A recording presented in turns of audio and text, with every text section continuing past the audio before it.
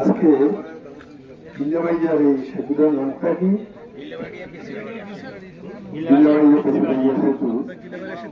এটা উদ্বোধন করতে পারি আমি মনের দিক থেকে অত্যন্ত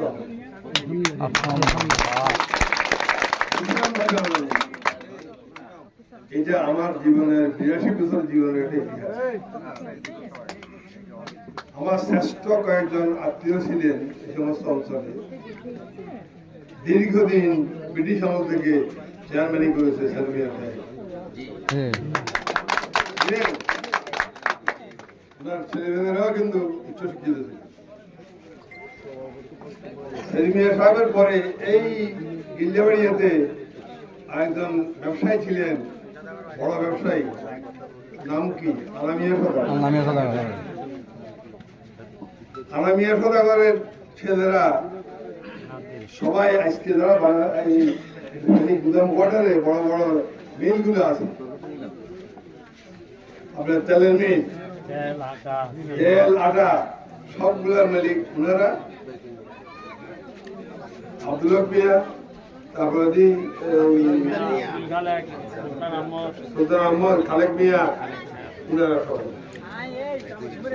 যারা আমাকে আসতে অত্যন্ত ভালো। কারণ সেলমিয়া সাহেবদের পুরা পরিবার এই এলাকাতে সবাই ফলের ব্যবসায়ী বা বিশাল ব্যবসায়ী ছিল, এবং তারা আমাদের আত্মীয় ছিল এবং আমাদেরকে অসম্ভব দাঁড়িয়ে আপনার আসতে হবে। আলামিয়া সদা ছিল আর আমরা সার্গিত এখান দিয়ে হাঁটি যেত, নিজের গাড়িতে গাড়িতে উড়ি হাঁড়িয়ে হাঁটি দিয়ে যেত। কাঠের দোকান ছিল, দেখেছেন আপনারা? বিশাল বিশাল। কখনো কিন্তু আস্তে আস্তে একটা সময় পর্যন্ত আমাদের বাপদাদারা বলছিল খাবারটা এখানে একটু কম দেবে। খালিয়া, গিল্লাবাড়িয়া, সত্যাখোলা, একিনপুর কি বুঝতে পারিনি।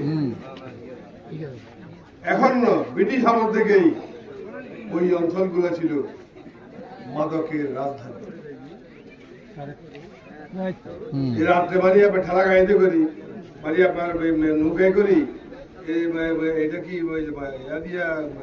কলা দিয়ে দৌড়াত করি, যেভাবে আনি এখান থেকে সারা দেশে যেত। বহু লোক মারাও গেছে, বহু লোক জেলখানায় গেছে, এগুলো আমার নিজের চোখে। শেষ মুহূর্তে আমার আন্ডারে একজন